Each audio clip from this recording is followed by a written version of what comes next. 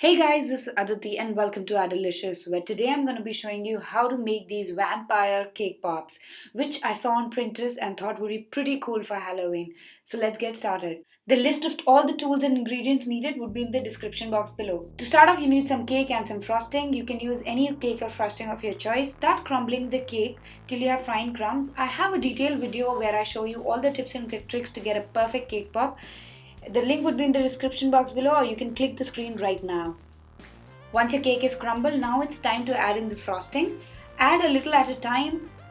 Mix the frosting with the cake crumbs, making sure there is not too much frosting or too little. You should be able to form a ball which should not deform once you roll. Once your cake mixture is ready, it's time to divide it into equal sized balls. I like to use 1.5 tablespoons of the mixture. Take the mixture and then roll it into a ball between the palm of your hands. Don't stress about making it too perfect right now because we are going to roll it again once we chill the ball. Continue making the cake balls till all your cake mix is used up. Don't forget to check out my video for perfect cake pops where I talk in depth about each and every step. Once all the cake balls are ready, it's time to pop them in the fridge for 10-15 minutes till they firm up a little. Once the cake balls have formed up, now it's time to dip them in some white chocolate. Here I have some melted white chocolate in a tall glass and some cake pop sticks. Take a cake ball and roll it between your palms to even out the shape. Take a cake pop stick, dip it in some melted chocolate and then insert it into your cake balls around halfway through. Once done, insert it into a styrofoam block to let the chocolate seal set completely. Once the chocolate seal is set, now it's time to dip the cake pops in the chocolate. Make sure the chocolate is nice and melty and insert the cake pop into the chocolate. Turn it around a little. Don't move it around too much, else the cake pop might fall into the chocolate. Tap off the excess chocolate till you have a smooth coating like this. Once you're happy with the coat, stick it into the styrofoam block to set completely.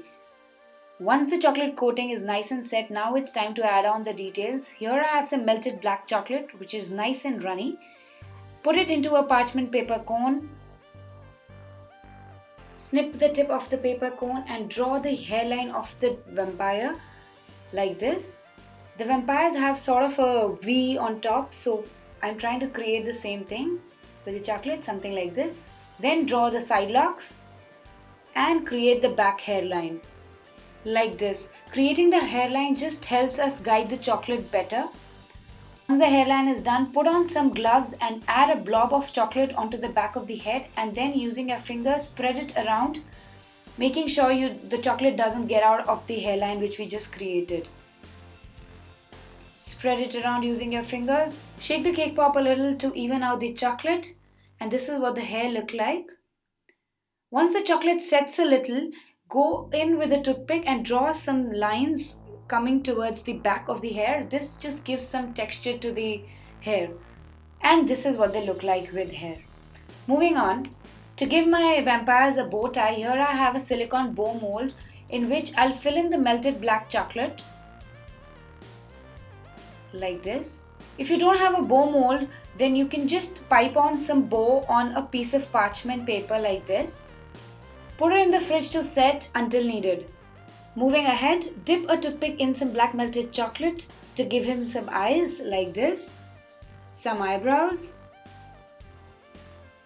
and a mouth. You can draw any expression you want, you can draw any shape of eye you want. These are just some examples that I did for you.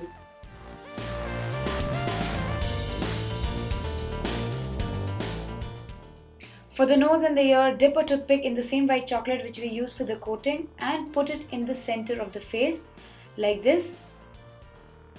This makes a nice little nose for our vampire. For the ear, let the chocolate thicken up a little and then put a blob where the ear should be and then just pull a strand like this. Pull your toothpick like this and this will create a nice pointy ear. Do this for all the cake pops. Now for the vampire teeth, I'm taking white fondant, pinch off a small piece, put a little bit of water where you want the teeth to stick and take the piece between your fingers and roll it to create a teardrop like this and stick it where you want the tooth to be. Shape it up if you want using a toothpick And this is how they look with their teeth on. For the eyeball, I'm using some bright white color by Americolor and using a toothpick dotted onto the eye like this. Do this for all the cake pops. And this is how it looks. For the cape of the vampire, I'm using a cupcake liner. Just fold it into half like this. And then using a toothpick, create a hole in the center of the cupcake liner like this. Enlarge the hole a little so that the cake pop stick could fit into the hole. Insert the cake pop into the cupcake liner and you have a cute little cape for your vampire. Doesn't it look adorable?